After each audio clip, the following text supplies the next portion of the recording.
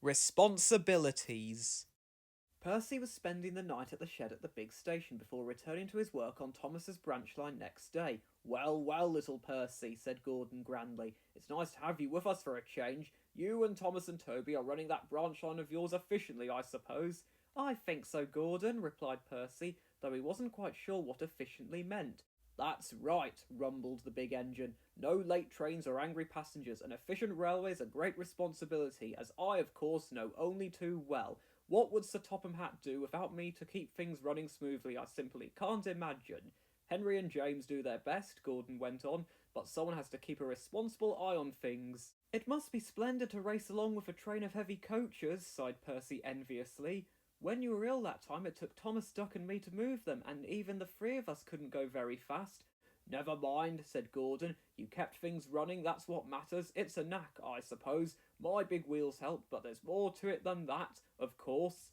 Next morning, Gordon had steam up before Percy. Percy needed water, but because he hadn't enough steam to move, Gordon offered to push him to the water column.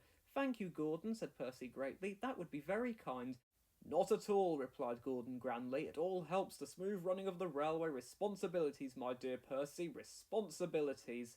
Percy had a long drink. Soon his steam pressure had risen nicely, and he was ready to go and find his trucks.